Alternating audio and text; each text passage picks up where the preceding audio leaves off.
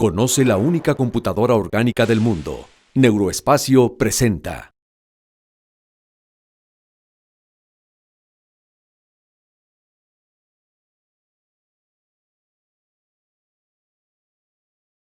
Pero ya entrando en materia de neurorehabilitación, los programas son de naturaleza interdisciplinaria, como todo programa de neurorehabilitación. Esto quiere decir que participan varios especialistas en el proceso.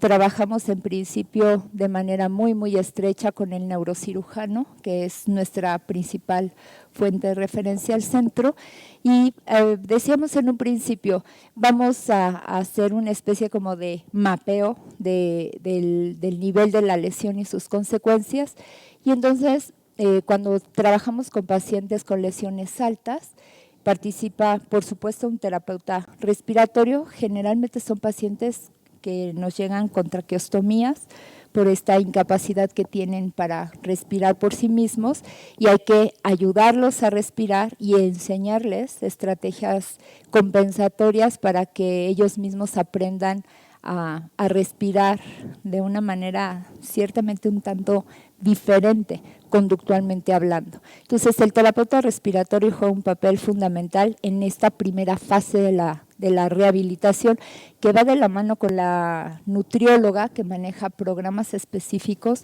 en donde vamos a tener que manejar dietas particulares, porque muchos pacientes que nos llegan con sobrepeso, pues el sobrepeso es un factor en contra para la rehabilitación, porque cuanto más pesen, menos van a poder controlar los cambios de posiciones, o sea, la gente que los asiste, los cambios de posiciones, el asistirlos en sus actividades de vida diaria. Entonces, sí es importante que, así como todas las personas debemos de tener un peso ideal, en el caso particular de los pacientes con lesión medular, juega un factor fundamental en su proceso de rehabilitación. Entonces, entran al equipo el terapeuta respiratorio y el terapeuta y la licenciada en nutrición. Y después estamos trabajando con el terapeuta físico, que va a trabajar básicamente en la recuperación de las funciones que se puedan rehabilitar, o bien en la sustitución mediante funciones que nosotros llamamos residuales. O sea, si hay un movimiento que el paciente conserve, vamos a ver cómo utilizamos ese pequeño movimiento que el paciente tiene para su rehabilitación. Y el siguiente punto, que es quizá el más importante, es la tarea del terapeuta ocupacional, porque el terapeuta ocupacional es el que se va a dar a la tarea de enseñarle al paciente a utilizar todos aquellos materiales y equipos de apoyo que normalmente no son útiles para sustituir la función. Entonces, el paciente con una lesión alta o un paciente que tiene un cuadro de cuadriplegia, qué raro suena, pero así es, ¿no? Es un cuadro de cuadriplegia, va a necesitar una silla de ruedas, por ejemplo, como esta que tenemos aquí, que ahorita vamos a pedirle a uno de nuestros terapeutas que nos la muestre, porque va a ser un paciente que, como no va a tener movilidad del cuello hacia abajo, entonces una vez que podemos rehabilitar la función respiratoria y luego el control de la presión arterial llevando a las diferentes posiciones, porque son pacientes que además cuando uno los cambia de posición, de estar acostados a empezarlos a reclinar, les baja el riego sanguíneo, no tienen retorno, tienen bajas de presión muy importantes, se empiezan a marear y hasta se desmayan, ¿no? Entonces hay que rehabilitar esta función ventilatoria y de regulación del retorno venoso para poderlos empezar a llevar hasta la posición de sentados y finalmente hasta verticalizarlos en unas tablas específicas que no pudimos traer aquí porque es un poco aparatosa para mostrárselas. Pero una vez rehabilitada esta parte, entonces empezamos a trabajar con el terapeuta ocupacional para empezarle al paciente a enseñar a usar equipos. En este caso en particular, esta silla de ruedas es de un paciente cuadraplégico que está con nosotros hoy día en el centro y que tiene una mínima respuesta en el miembro superior derecho, a partir de lo cual usa esta silla de ruedas que tiene esta como palanquita azul que se llama joystick, con la cual maneja su silla. Ahora, el terapeuta físico tiene que estirar al paciente, movilizarlo, porque si los pacientes no se movilizan y no se estiran, se contracturan, pueden tener lesiones en la piel por el contacto del hueso, de la piel entre el hueso y el objeto de apoyo, como puede ser la cama, como puede ser la silla.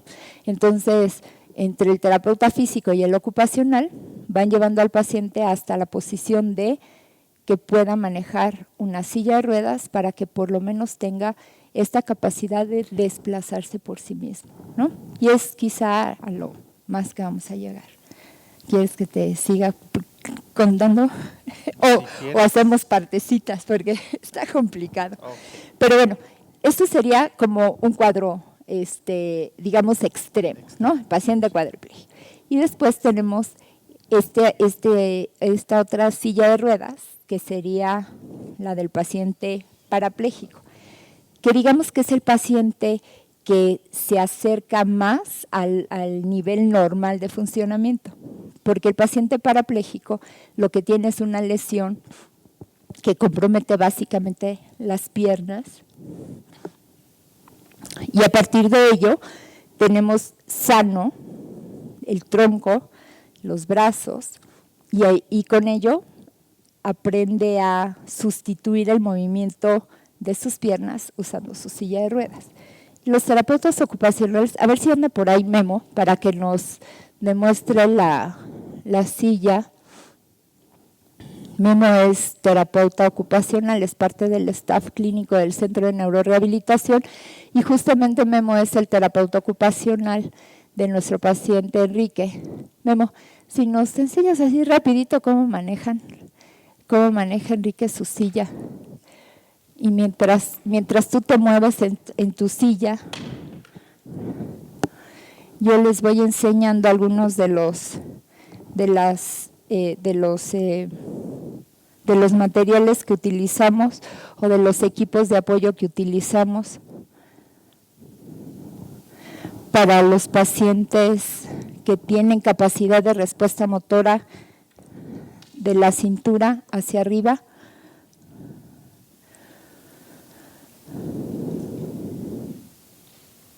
Obviamente que en estos casos, como el paciente no tiene capacidad de respuesta ni sensitiva ni motora por abajo del cuello, pues hay todo un entrenamiento que se les da a sus cuidadores primarios para que los puedan asistir en sus actividades de vida diaria y llevarlos hasta posicionarlos en la silla de tal manera que el paciente tenga esta posibilidad de desplazamiento. Enrique hoy día sale en su silla a los centros comerciales, le encanta ir de paseo aquí a los restaurantes, a paseo, le encanta comer, lo cual es un pequeño problema que tiene la nutrióloga. Este aditamento que tiene la silla sirve para que Enrique pueda recargar su cabeza, porque él no tiene capacidad de control motor del cuello suficiente como para poder mantener su cabeza erguida la mayor parte del tiempo sin apoyo, se cansa. Ahora, como pueden ver, esta silla le queda grande a Memo. Las sillas se mandan a hacer, los ingenieros biomédicos nos visitan en el centro, toman medidas específicas de los pacientes para que en función de su talla, de su peso y sobre todo de toda la proporción que guarda la cintura en relación con los hombros, en relación con la cabeza, puedan diseñar una silla que prácticamente queda como un traje, ¿sí? Un traje a la medida para que el paciente, en este caso, tenga la comodidad y la seguridad para utilizar su silla como un medio de desplazamiento, pero también como una alternativa de posicionamiento. Y así el paciente se quiere recostar, estirar sus piernas. Cabe mencionar que Enrique hoy día está empezando a trabajar programas computarizados que no requieren de emplear las manos para trabajar, y se está reintegrando poco a poco a su actividad laboral. Ahora enséñales la otra, porque si yo me subo, a lo mejor acabo en el piso.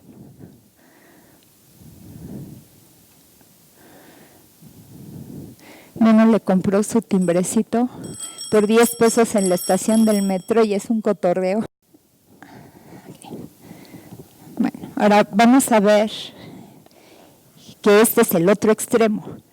Digamos que así como este paciente está pues realmente muy limitado en cuanto a sus capacidades o a sus habilidades funcionales, este tipo de silla de ruedas, como ustedes ven, también es una silla de ruedas que tiene características muy peculiares. Sus ruedas son muy grandotas, el asiento es muy pequeñito, también se manda a hacer de acuerdo con las medidas específicas de cada paciente. El respaldo es cortito y todo se maneja con un buen control de tronco, fuerza y resistencia de los brazos. Y bueno, hay pacientes que juegan gocha con este tipo de sillas de ruedas, sujetos que suben los puentes peatonales del periférico, y en verdad que alcanzan un nivel de independencia muy importante. Los terapeutas ocupacionales utilizan también objetos como este, que nos sirve para acercar las cosas cuando están lejos de ellos. O también utilizan otro tipo de materiales, como por ejemplo estos cubiertos, que así como ven dicen, bueno, pues qué chiste tiene, pues al paciente le puede resolver muchos problemas.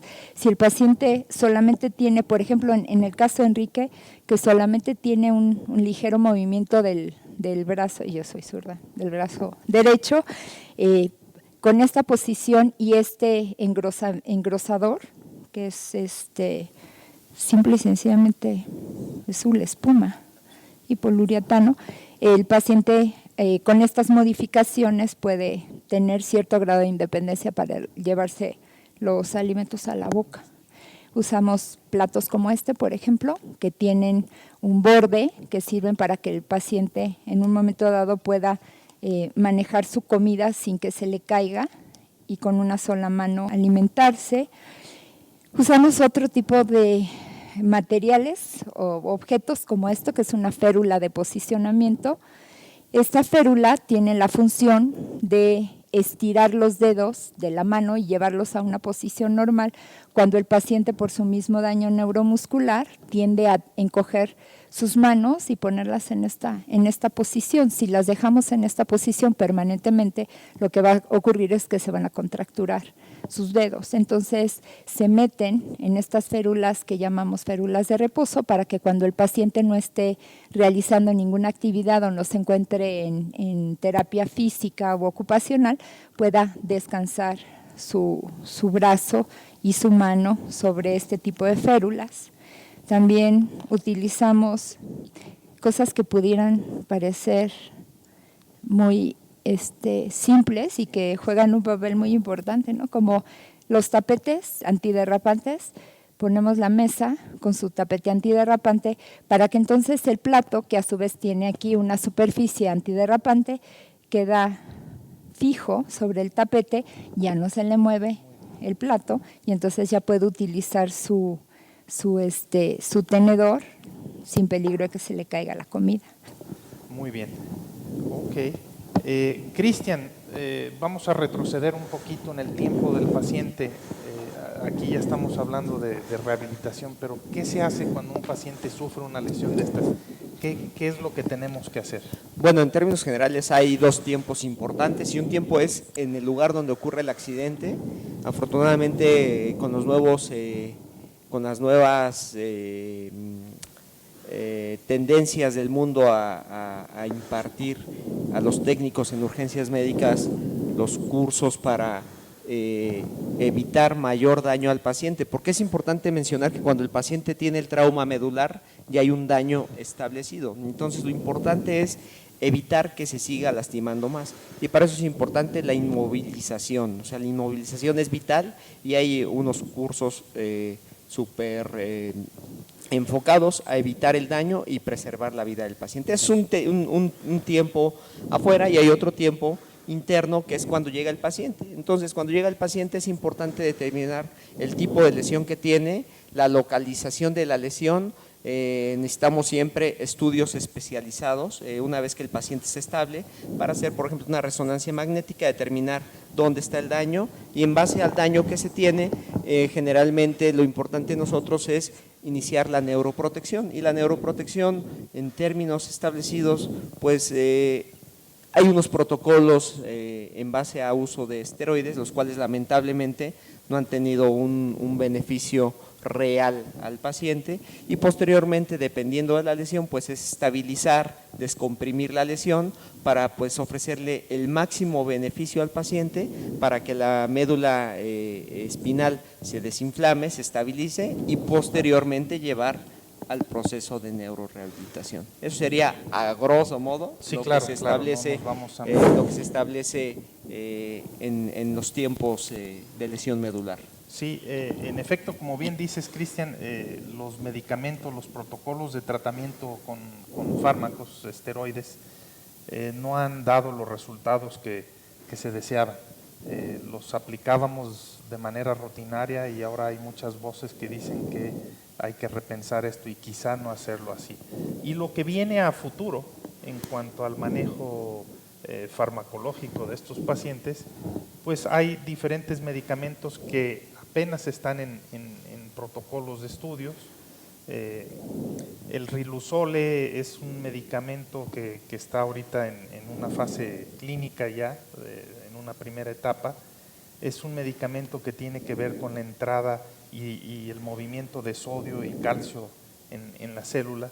Es un medicamento que se utiliza actualmente para pacientes que tienen esclerosis lateral amiotrófica y se ha visto que la recuperación funcional puede ser incluso hasta 2 grados dentro de la escala de Asia que tú mencionabas hace rato.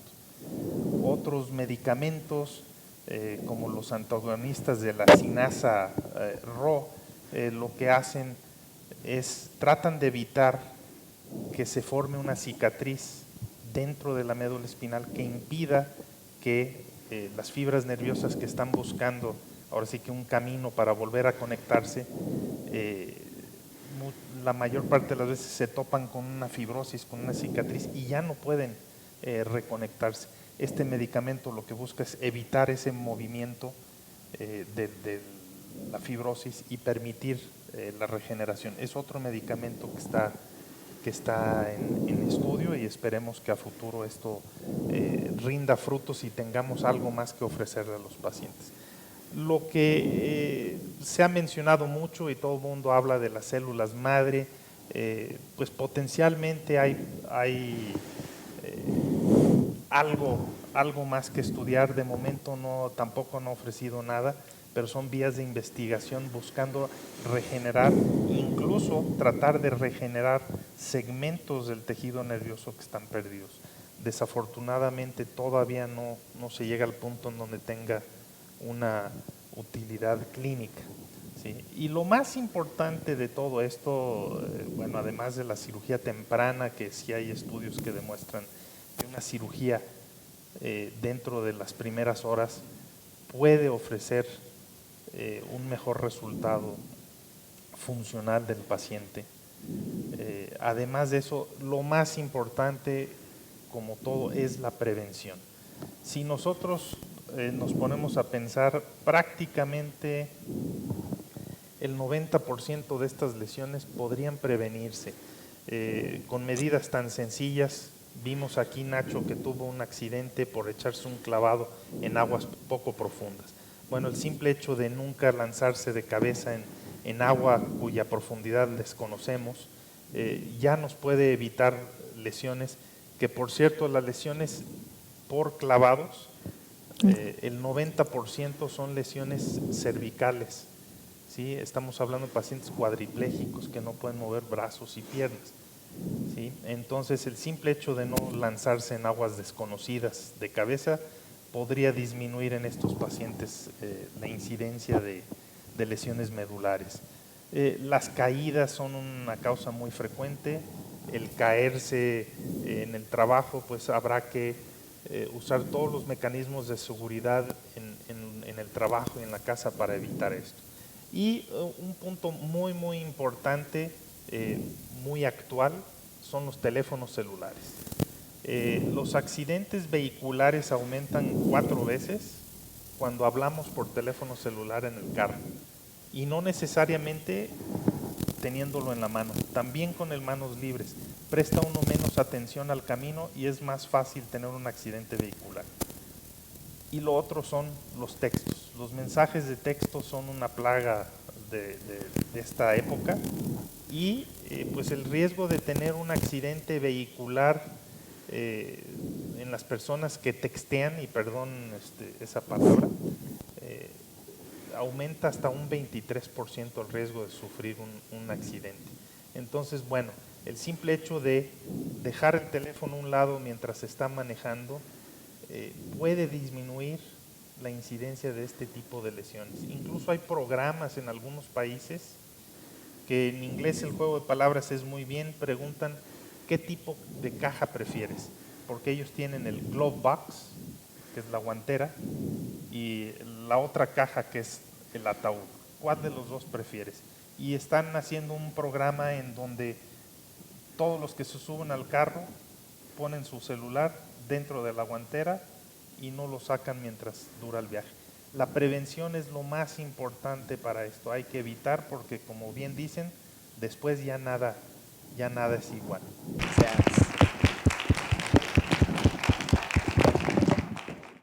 No está en el Museo de Arte Moderno, está en tu cerebro. Neuroespacio presentó